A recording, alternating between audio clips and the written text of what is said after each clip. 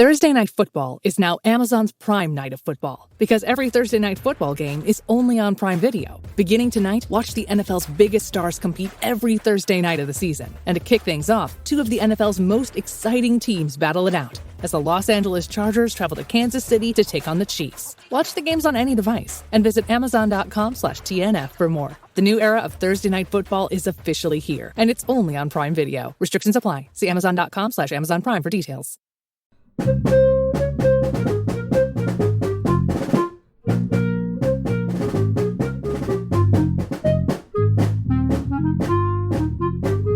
everyone, welcome to The Final Four is Not on the Schedule. I'm your host Eric, alongside with expert analyst Rod. Thanks for joining us on the best MSU basketball podcast featuring in-depth recruiting, game matchup, and post-game analysis. We dive deep to give you the best tools to enjoy the Spartans and impress your friends and family.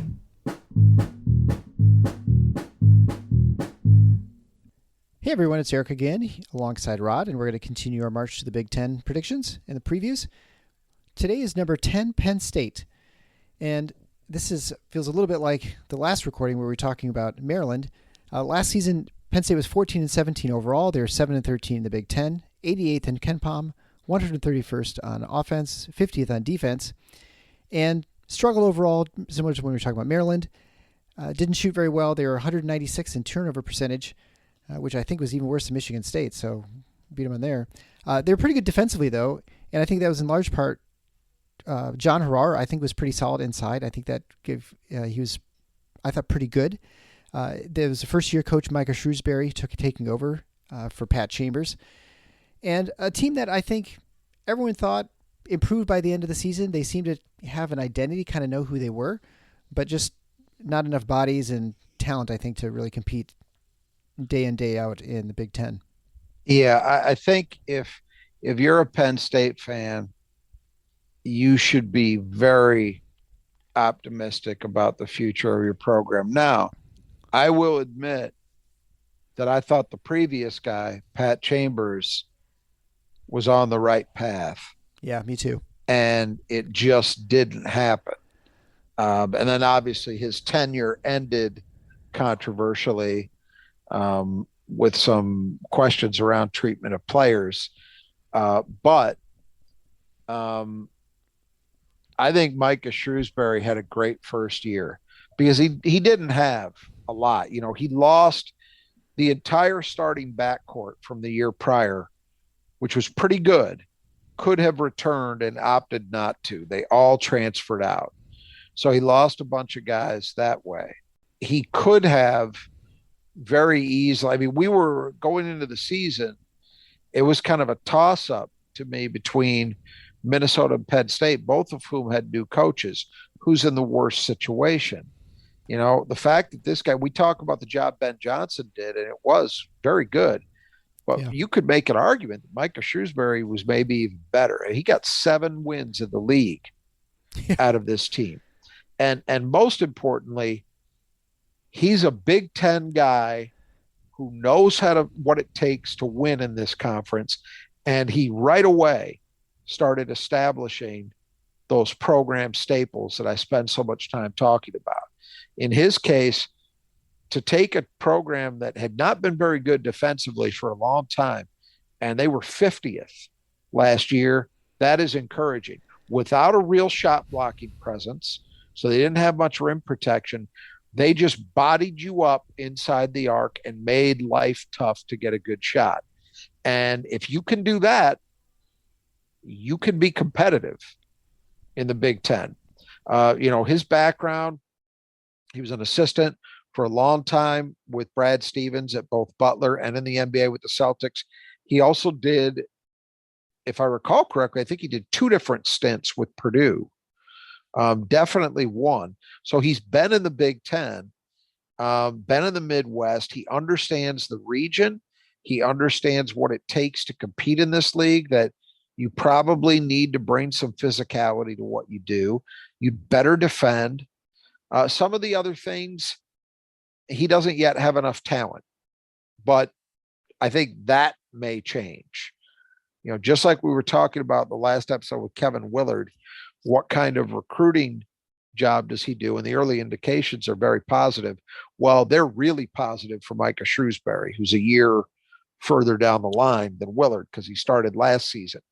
But you can make an argument that some of the best recruiting ever done by anybody at Penn State has already been done by Micah Shrewsberry, which is remarkable to say, but there's actually a legitimate argument for that.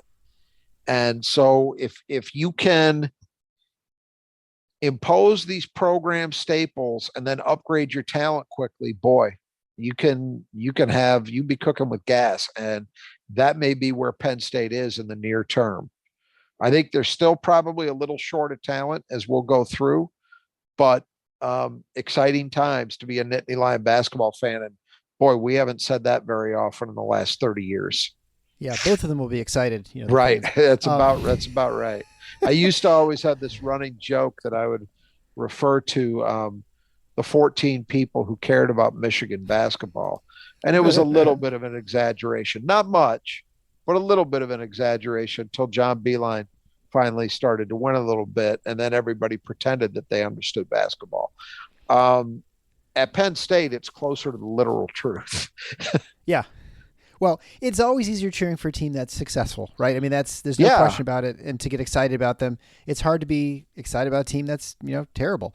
And I was thinking about this with our discussion with Kevin Willard last show, because he's coming into his first year and Shrewsberry going into his second year. I feel like these coaches in programs have to, within the first 4 to 5 years, really show signs that they've got momentum. They got a tailwind, because if you don't, you end up like Pat Chambers, where you just kind of just drift along. And, not to say that he did anything particularly wrong, but he just was never able to get the right recruit or have the right results in the court, and just didn't make any progress. Here's the thing with Pat Chambers. He got a much longer leash than anybody would have gotten in, say, the upper half of the Big Ten. Sure. Like anybody in a job from here on out that we're going to talk about, there's no way, even in Iowa, that you would get the kind of leash that Pat Chambers got. But, and I'm not making excuses for his losing his job, all of that. But the reality is Penn State was going to be a tournament team in 2020. They had done enough. They were going to make the tournament. And that was kind of the culmination. He had Lamar Stevens and Mike Watkins on that team, who had been part of that first really, really good recruiting class he had. So I think he did actually get the right guys. It's just fate intervened. He doesn't get that tournament bid. And then over the offseason, he has, the allegations of player mistreatment. And because he hadn't done anything, he hadn't won, it's very easy to make that decision to say, well, this is not worth the headache. He's got to go. Yeah. So, but I do agree with your general point, though, that you have to show positive momentum pretty early. It doesn't mean in a job like this that, it's like I mentioned last episode with Kevin Willard. If he doesn't have Maryland at least pushing for a tournament bid by his second year, he's going to have some unhappy people. That's how it is. It's not quite that way at Penn State, but you'd better show something. Right. Yeah, you can't be spinning your wheels for 5 or 6 years. I mean, no. If Pat Chambers is still coach, I think he did show something last year, his first year. He needs to maintain that momentum, but I think he did. I mean, for that team to win 7 games in the league was remarkable to me. Oh, I totally agree with Shrewsberry. I'm just saying with Pat Chambers, he was, you imagine if he had another 5 years, I don't know that you would have expected Penn State basketball to be in that significantly different place than they were before he came in. Probably not. I think you're probably right about that, is that we would have been talking about a firing probably some point in the relatively near term. Yeah. Yeah. His dismissal very much seems like, I see this all the time in industry, where if you're not really performing a ton or bringing a lot of value to your company or business, it doesn't take much for someone to say, okay, this is the one instant now. This is sort of our excuse, our reason for letting you go, to get someone absolutely who, at worst, is the same, right? But now mine is a headache, right? That's sort of there's that aspect of it, and then there's the other angle, which is if there's some other thing that's happening, have you done enough positively to make the people in positions of authority say, this guy's worth fighting to keep? Yeah, right. Fighting for to keep. And in his case, he hadn't done it, so it's an easy decision at that point. Right. And I think at Penn State, they've had some difficulty with coaches in their past, maybe in the football program. And so they probably didn't want another, black guy, right? I mean, that is fair to suggest that at a place that's had that kind of controversy, there's probably less appetite for that. And also add in too an additional factor that a place where, let's just be honest, basketball does not matter. So this was always the story at Michigan, that the powers that be just wanted the basketball program to not be embarrassing. That they're real, and this was the excuse that was used for years when Chrysler was a dungeon, and they didn't have practice facilities, and they weren't. I mean, I remember there was a story. It's apocryphal. I don't know if it's true or not, but let's say it is.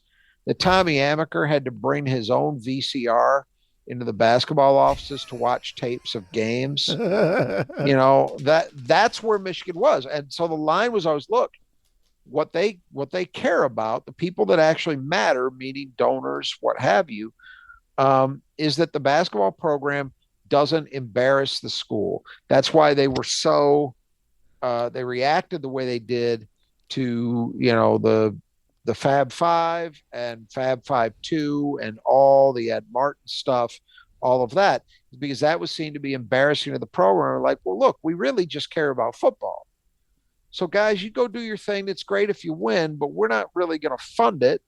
That's changed there, obviously. There's, their basketball program actually gets funding now, but I think Penn State, it's a very similar dynamic with far less reason to question it. You got a football program that's done a lot historically, and then you got basketball that's never done anything, really. I mean, a few NCAA tournament appearances. I think they've had one or two Sweet 16 runs, and that's it. Yeah. I mean, Joe Crispin, I think it's the last time they really had right. a good team on the court. So let's talk about the players who departed the last year's team. John Harrar, who's a guy I think everyone really liked. They didn't like playing, but I think you like the guy because the guy just gave 110% every game. I mean, he was always looked like he'd been working hard. He averaged 10.6 points a game and 10.3 rebounds a game on a guy who's, I wouldn't say super athletic, but just really solid and fundamentally, and defensively and offensively, knew who he was. Absolutely knew who he was, and that was one of his shining attributes. And it's a highly underrated trait in a basketball player. Know what your capabilities are and aren't, and play to them. And John Harrar, you did not see John Harrar jacking up threes. You didn't see him trying to face people up and take them off the dribble. He knew exactly what he was. Probably a little better athlete than he got credit for being, because he was actually a football recruit, I believe, as a tight end. And if I remember correctly, and this is going back, and I didn't consult my notes to confirm this, I think at one point he actually was committed maybe to West Point to play tight end, I think, and then Penn State convinced him to play basketball. But he was a football recruit, and so probably a little better athletically than he might have looked. But man, was he strong, and he developed a decent offensive game. Early in his career, I kind of had him pegged. I'm pretty sure I referred to him as a try-hard guy, which is kind of a semi-pejorative. It should never be a pejorative to say, well, somebody works hard. But what I usually mean by that is, this is a guy who gets out there and has a motor and throws his body around, but he really doesn't do much in terms of production. John Harrar made himself into a player over the last 2 years of his career in particular. And, anytime a guy in the Big Ten, especially in a Big Ten that was loaded with quality big men the way it was last season, and you average a double-double, you're pretty good. So Big loss, big loss, figuratively and literally. I feel like Thomas Kithier, although not the same size and build as him, sort of was a kind of the similar player, knew who he was always in the right place, and just was smart enough about the game to maximize sort of who he was on the Yeah, court. no, absolutely. He did it in a very different kind of role. Harrar, obviously, a much more productive player, but you're right. This is the argument that I always used to have with people when Kithier was at MSU who didn't understand why he was playing. Well, the reason he's playing is he does what he's coached to do, and he doesn't try to do things outside of that. And if other guys at that time, maybe somebody like Marcus Bingham, who had more raw potential, certainly, but didn't do things that he was supposed to do, or did things he wasn't supposed to do. And that, especially in a coaching staff that is going to hold players accountable, that stuff matters. And Harrar is a great example of a guy who just went out and played exactly the way he should have played to maximize his potential. So next we'll talk about Sam Sessoms, a 6-foot combo guard averaging 11.6 points per game on 45, 42, 78 shooting. Second in the team in assists. He was very good, and he decided to head to Baltimore to go to Coppin State for next year. So he transferred down. I don't understand it. I really don't. And I did some research. I did some looking into it. It doesn't seem that anybody at Penn State understood it either. Now, as we'll get into, they reacted pretty well, but that that's a loss. Now, I think they probably replaced him decently, but this is a guy who was very productive and pretty efficient for them. Not really a point guard, but was okay on the ball, could help out there, but a very efficient scorer and kind of an instant offense sort of guy. They'll, had a good season. I don't know what the story is there. I know that at Coppin, he's playing for Juan Dixon, the former Maryland guard. So I don't know if there's a personal relationship there I'm not aware of or something to that effect, but on the surface, it appears really weird. You just don't see that. Not with a guy who produced at the Big Ten level. You would see it for a guy who wasn't playing, looking to get minutes somewhere, but not this. It's weird.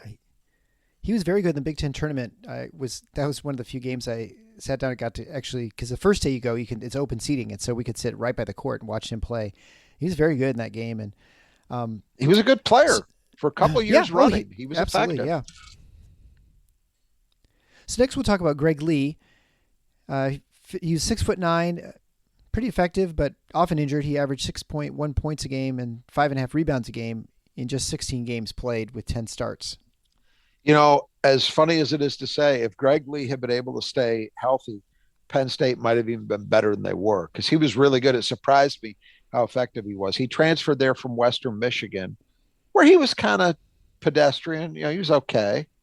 But when he played, he really got things done. And Penn State needed help inside around Harrar. They're a very small team. And Lee gave them that size. He wasn't a bruiser, but he was still able to play big and be effective. And it's a shame that he was hurt so much because, again, if he had been healthy, who knows? Penn State might have been able to win another game or two in the league and actually, maybe even threaten going 500. Sure. I mean, the difference in the league winning 2 or 3 more games is not large much sometimes, right? Yeah. Not much. And if you're talking about missing a guy who was filling a very important role that you really didn't have another answer for, size, in a league filled with size, that hurt. That definitely hurt them. Well, next we talk about Jaheim Cornwall, a 6-foot transfer. He played in 25 games, started 8 of those, averaging 2.4 points a game and about 16 minutes a game, and didn't really ever get on track for the season. Yeah, didn't shoot well, played more early, started to see his role shrink later as some other guys emerged. He was kind of a placeholder anyway, kind of a grad transfer, 1-year guy. So not hard to replace. Next is Jelani White, a 6'8" transfer from Youngstown State. He played in 28 games, averaging only 2.8 points a game, 2.5 rebounds a game, and 10.5 minutes. Yeah, again, you bring a guy in, you hope, doesn't really work out, move on to the next one. Not that difficult to replace what he gave them. Right. And finally, as a departing player, Giovanni Scott, a 6'8" post player, transfer from JUCO. He just never quite got things going. He averaged 1.4 points a game, 1.6 rebounds a game, and only 6 minutes a game, and a smattering of appearances, only 11. Yeah, and it turned out that he was actually not invited back due to assault charges over the summer. I'm not sure if the actual assault happened before that, but it was disclosed over the summer. So he is gone, consequently. So let's look at the returning players for Penn State. First is Seth Lundy, a 6'6", 220-pound senior, four-man. He was second on the team in scoring at 11.9 points a game with 4.9 rebounds a game, shooting 40, 35, and 87. And was a little streaky, but a really solid player, I thought. Yeah, he has his moments where you think, boy, this guy could really be something as an offensive threat. And then he'll go into a funk, he'll kind of disappear. But the numbers are solid. You know, he did step into, I thought, as of a couple of years ago, I thought, well, this is the guy who's going to be their next Lamar Stevens. And offensively, in some ways, he's actually better than Lamar Stevens was because he's a better shooter. People remember Lamar Stevens is a really effective player for Penn State, but boy, he struggled with his jumper.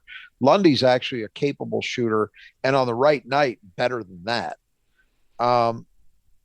Where I'd like to see Lundy be better is as a rebounder. I think he's got a little more to give than they've gotten from him. But, in total, he's one of their most important guys, and he's a tough cover at the four because he truly is a stretch player. You have to respect him on the arc. Next is Jalen Pickett, 6'4" senior. Was a transfer from Siena last season and averaged 13.3 points a game on 42, 32, and 75 shooting. A good pick and roll player. He had 135 assists to just 55 turnovers. Yeah, this was one I wasn't certain about. He had been, I believe he was his conference player of the year at Siena as a sophomore. And then, although his production remained decent, all his efficiency numbers declined as a junior. And I had read and heard that there were some questions about where his head was at. Like he had, if I remember correctly, he had declared for the NBA draft and gone into the portal. He came out of the draft, went into the portal. It was a question of where he was going to end up. Michigan was recruiting him for a while. He ended up at Penn State, and there was some thought, well, where's this guy's head at? Is it on the NBA, and is he going to be focused enough to play the right way? Because it was not a question of his talent. I thought, despite the 3-point shooting number not being great, I thought other than that, I thought he was really good. He gave them a guy you could put on the ball and who would do the job. I mean, he was knocking on the door of a 3-to-1 assist to turnover ratio. That's great. I mean, it was clearly better than 2-to-1. That's really good for a guy who was kind of ball dominant. They put in pick and roll a lot to put up those kind of numbers. He was an effective scorer. He's got some size for the position, and yet he's good enough athletically to hang in there as a point guard. I like him a lot. And if he can even just go up a tick with the jumper, he'll be that much better still. So it's really important. I mean, we've been talking about this a lot in these previews, that when you have quality guard play, that's usually a pretty good reason to go with a team over another team that might have similar overall talent, but maybe has more questions at guard. If you want to know why I've got Penn State ahead of Maryland, Pickett's a good place to start.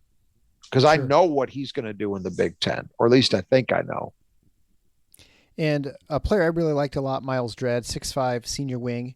He averaged 6.2 points a game on 41, 41, 67 shooting. He would have games where he was really pretty good, and other games, I think he got injured partway through, or he seemed to have some struggle a little bit, but then getting on the court, or at least playing as many minutes as we would expect. I think the bottom line with him last year, and really maybe the last couple of years, is that he just doesn't take enough shots. I mean, he's a plus 40% guy. Right. You got to put up more shots. And that's what Penn State, they really need that from him this year. With Sessum's gone, there's some point production that they've got to replace. And it's not all on Dredd, but boy, I think Shrewsberry would breathe easier if he had his senior guard maybe taking 3 or 4 more shots a night. And finally, Dalian Johnson, 6'3" junior guard. He ended up in the starting lineup 14 times last season, playing almost 15 minutes a game, and scored 3.7 points a game on 35, 37, and 88 shooting. Started playing a lot more as they got into Big Ten play. And Penn State as a team got better. His shooting numbers are good, not huge volume, but they're solid. But he's a good defensive player, and he just seemed to play the way Shrewsberry wanted. And you can't overestimate the importance of that. So he's a guy who is in ascendancy, or maybe a guy like Cornwall we talked about a few minutes ago wasn't doing those things as well. And so he saw his role decline. He saw it shrink. So I would expect Johnson's going to be in the mix to start again because he did a pretty nice job with it. And you can just see from those returning players, really solid at the guard play, right? I mean, there's no question they've got some people who could score, who are handle the ball well and can be trouble. Right. 3 returning guards, and then Lundy as a 4-man, all of whom you would probably feel comfortable starting if you're Shrewsberry. I'm not saying they all will, but you would. These are all guys who have done some good things in the Big Ten. Right, and certainly if you've been listening to the previous episodes, I mean, there's a stark difference between this Penn State, what they've got returning, than the other teams, where they've just got, all sort of question marks, transfers, pretty much, or it's the difference between Penn State and Maryland in my mind. Yeah, is Penn State? But Maryland has brought in a couple of transfers where they might be good, but you don't know. Penn State, we have more proven performance from their guys. That counts. And then we'll look at the newcomers to the team. Andrew Funk is a 6'5" transfer guard from Bucknell. He averaged 17.6 points a game last season on 43, 36, and 76 shooting, also averaging 3.6 rebounds a game, and assist to turnover ratio of 1.8. Oh, I'm sorry, it's a 3 assists to 1.8 turnovers. Right. A good player. A guard with some size, some ability to help out on the ball and also play off the ball. He shot decently and has shot well in his career. And I think importantly, we talked about this with one of the guys that Maryland added, and it's going to be the case with a couple of these guys that Penn State brought in as well.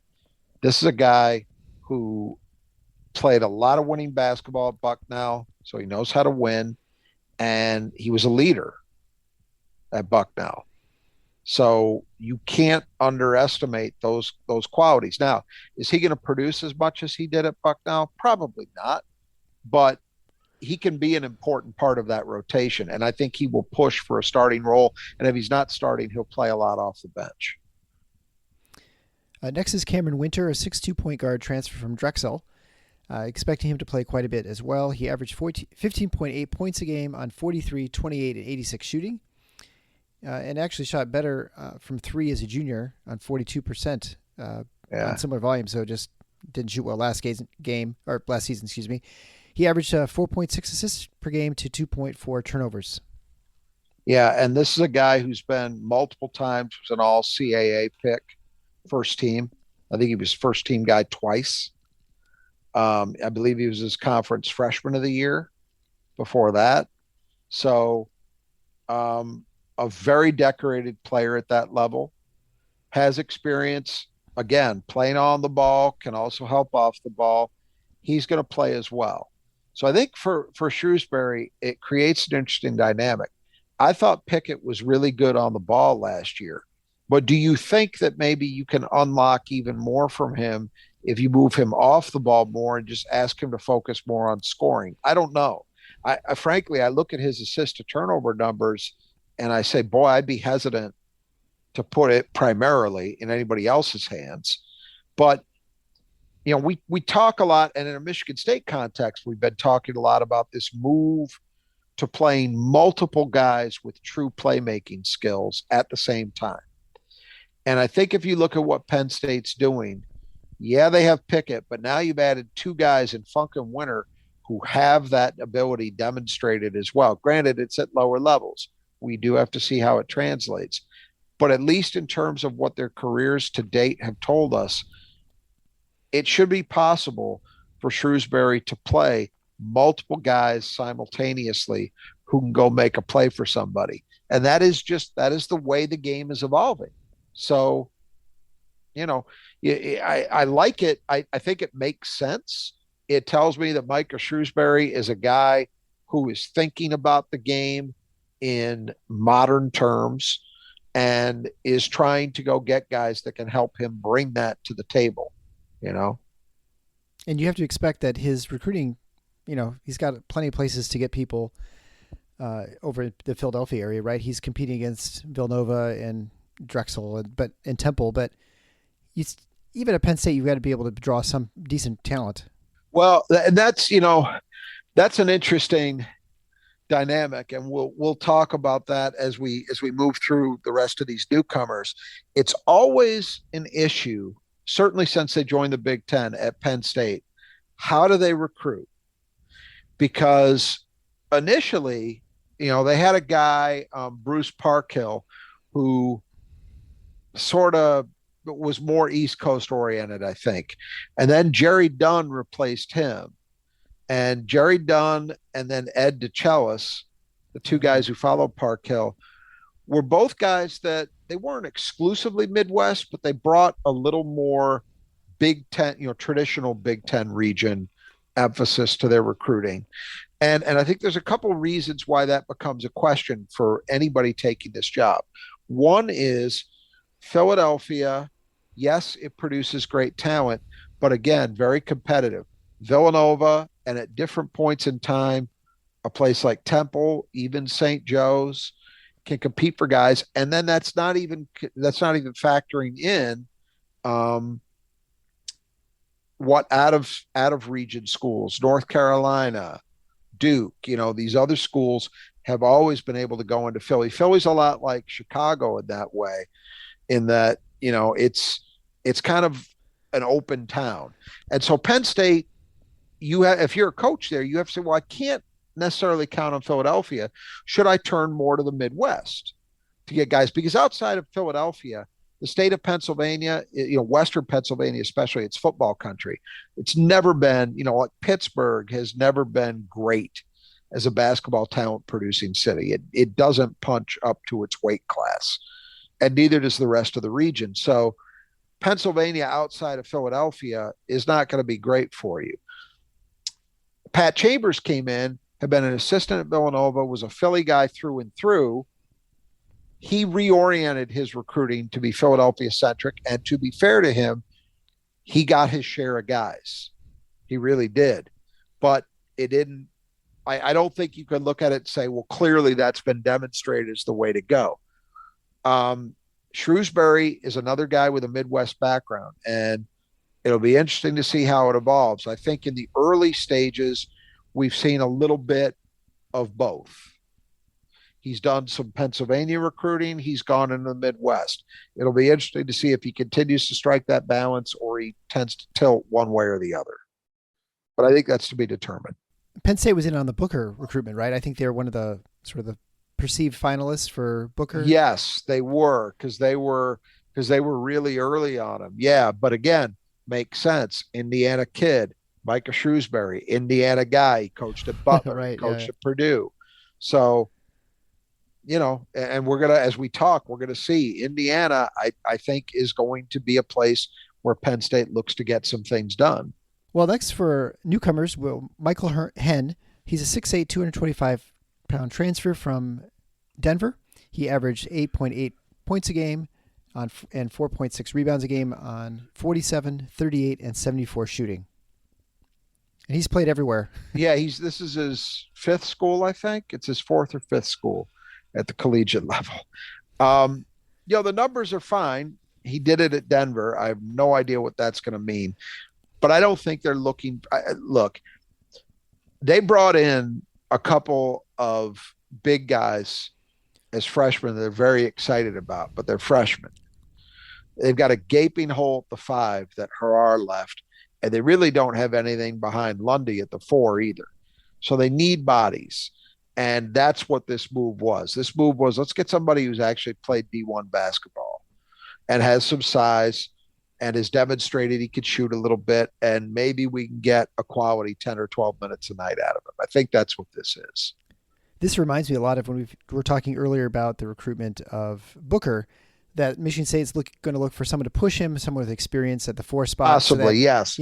Right? I mean, that you kind of the same thing when you have someone there who can be the guy you bring in and say, okay, you messed up, sit on the bench for a few minutes, kind of figure out what you did wrong, and then you can go back in. Except the difference is that, when a Michigan State does that, it's a guy like Ben Carter, who, despite the right. slagging that he gets from Michigan State fans over the Syracuse game, which is ridiculous on so many levels, I can't even begin to waste the time to go through it.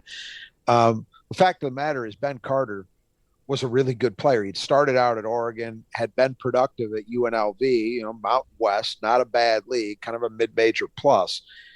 When a Penn State does it, it's a guy who played at Denver, not Colorado, Denver. So there's the difference. But the theory is similar. You're right. Next would be Kemba Inje. He's a 6'10", 235-pound freshman who played La Lumiere, top 100 recruit, and probably one of the best recruits for quite a while now. In the rankings era, so let's say the last 20 years or so, since Rivals and what is now 24/7 used to be Scout, since the emergence of those systems, he is the second highest rated recruit Penn State's ever landed. Only Tony Carr, who people may remember was a really good point guard for a few years ago, part of that Lamar Stevens, Mike Watkins class. He's the only one who's ranked higher. So that says something.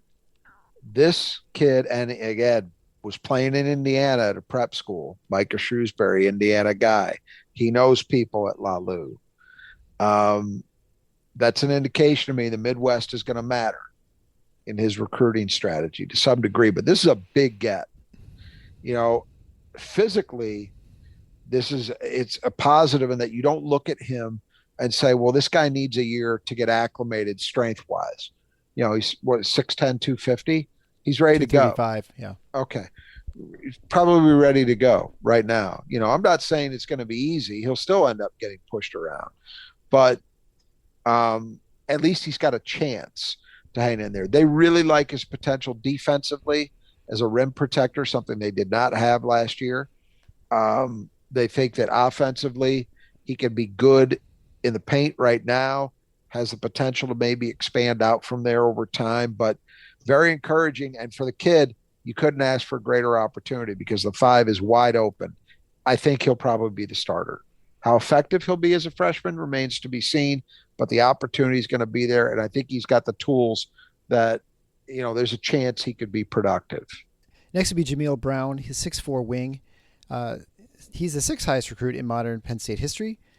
So another nice recruit for Shrewsberry, and Mr. Basketball runner-up for Pennsylvania, right? Yeah. So again, there's a Pennsylvania kid. That's good. Again, one of the most highly rated guys that they brought in the modern era. It's a good sign. If you're a Penn State fan, you've got to love this because this guy, made chicken salad out of chicken blank. And I'm only saying blank because I don't want to get our podcast labeled. But he did that in his first year and established the way he wants his teams to play with toughness, physicality, good defense. And now he's immediately, and this is something that even somebody like Steve Peichel was not able to do this quickly. Steve Peichel just now has gotten to the point that he's able to compete occasionally for the best kids out of New Jersey and maybe land one or two of them. Shrewsbury's doing it immediately. And again, let's not get it, to ridiculous levels. He's not going out landing McDonald's All-Americans yet.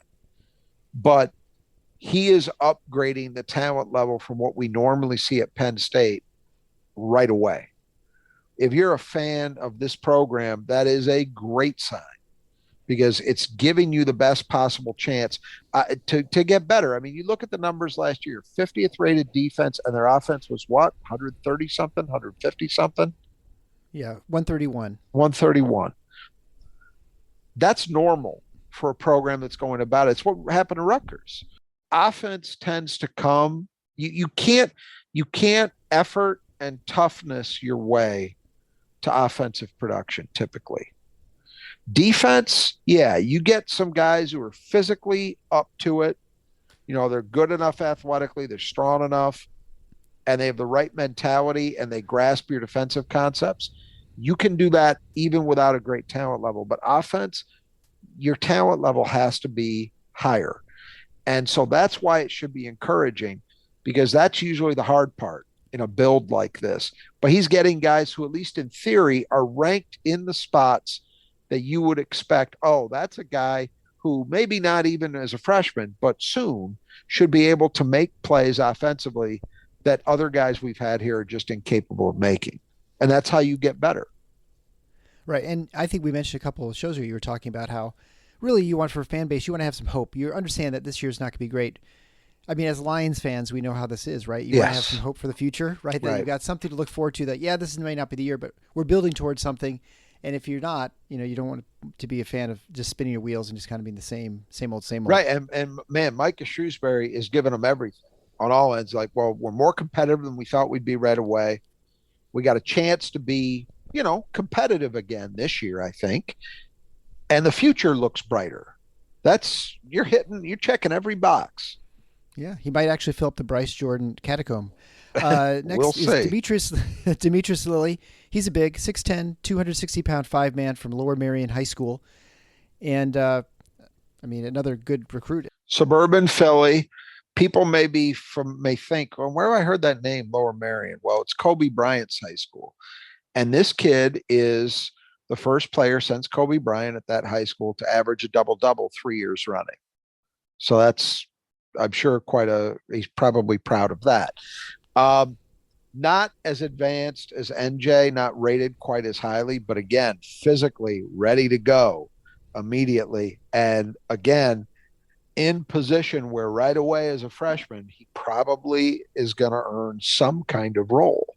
And so they're excited about him too. They think he should be able to rebound and defend right now, and we'll see when offense comes.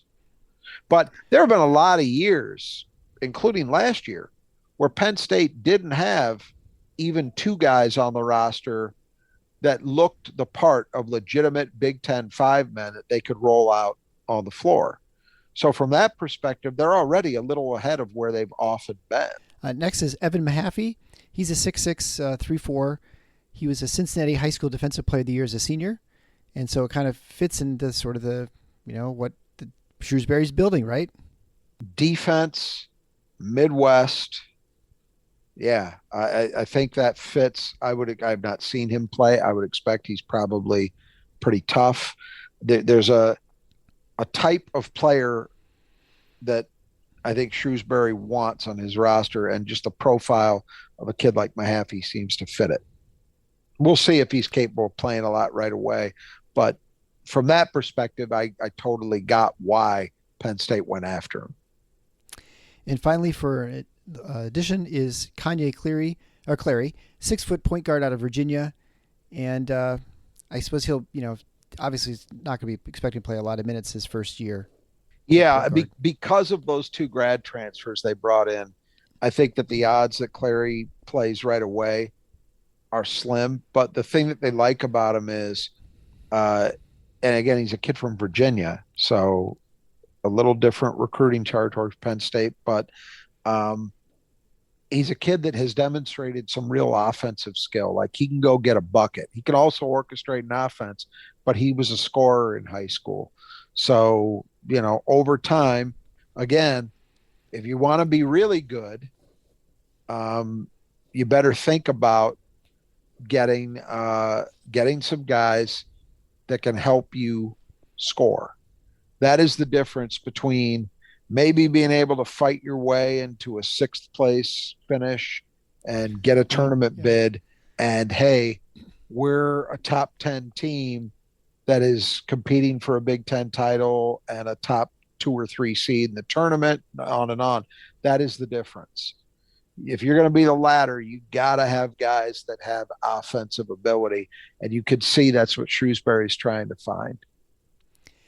I'll make an observation, which is probably fairly obvious, and I guess something you'd expect, but it seems like when you look at the transfers for these teams we've been talking about, at least half of them come from very close in the region. Like you're not getting transfers from a long ways away. I mean, I say that there's someone here from Denver, but you're getting people from Maryland, Pennsylvania, Philadelphia. I mean, it seems like most of the transfers are close by. And I know you made the point earlier about there are people you've maybe recruited before. Obviously, Shrewsberry wasn't recruiting people before, but that you're somewhat familiar with these players, most of the transfers, and certainly the ones who seem to stick around. Yes, and I think that can be part of the equation, for sure, that guys are looking for a better platform to play on, prove themselves against better competition, be seen by more people, all of that. But they also want to be comfortable. And so if you're staying in the same general neck of the woods that you were in previously or that you grew up in, you can understand what the appeal would be. So I think it makes sense. Yeah. Well, then I guess you would look at the outlook for the team. You project them as number 10 ahead of Maryland, because you think of their guard plays significantly better than Maryland's. And as we've mentioned many times before, the difference between even probably 6 and 11 may not be that dramatic in this Big Ten. It might be a difference of 2 wins. It could be. Well, I think honestly, at least in terms of projecting these teams out, this is kind of my demarcation point. After this, we're going to be talking about teams that I think can at least believe with some rationality that they can compete for a tournament bid. They might not all get there, but anybody in the top 9, I think, can think that way. I don't know that I believe Penn State could justify that. Penn State could finish lower than this, and it wouldn't be a total shocker. I do put them in the same group with everybody we've talked about to date. So 14 through 10, these 5 teams are all kind of in the same category to me, but I do think there are things you look at to distinguish one from another, and guard play is definitely part of it with Penn State. And I think the fact that they had some real success, I like Minnesota, but the fact is Penn State won 3 more games last year than Minnesota did in the league. So there's that much more confidence that should come from that. And I also think that Penn State probably has a better group of newcomers than some of these other teams do. So, and returned more key guys than some of these other teams. So that's what gives them the edge. It's not that, they're so heads and shoulders above a Minnesota or Northwestern. But I think if you have to distinguish between them and use that to hedge your bets as to who's going to be better than another team, that's what I lean toward. And that's why I've got Penn State where I do. I don't know that I believe that their ceiling is much higher than this, because I don't think they're a tournament team. And really, if you get up to 8th and above, you're probably at least on one side or other of the bubble. You're right there. So I don't know that I could see them finishing much higher than this, but I like them for where I've got them. Well, and certainly in general, it sounds like you're really in favor of their trajectory. Like you see that this is a team that's moving, that's going to be a real pest in the years to come. Look, sometimes with teams, we said this about Nebraska, right? I understand they want to play fast, and I guess they've done that. But short of other than that, what is it that Nebraska is about? Northwestern to some degree, even after all this time, have they proven year in, year out that they're about something? I don't know that they have. I thought they were on their way to doing that, but they've lost their way in recent years. This program, I felt for year one, very clearly defined what they want to be about. So that already puts them ahead of some of these other programs. And so now it's just a matter of continuing to keep that in place and build upon it as you improve your talent level. And I think overall, on paper, this might be a slightly better team than last year. It's hard to really what's going to determine the ceiling of this team, I think, is how well those young big men play, because they got a lot out of John Harrar. And if those guys aren't up to it, then Penn State's got a problem. 5. But I think they'll probably be up to it to some degree. But otherwise, I really do. I like them.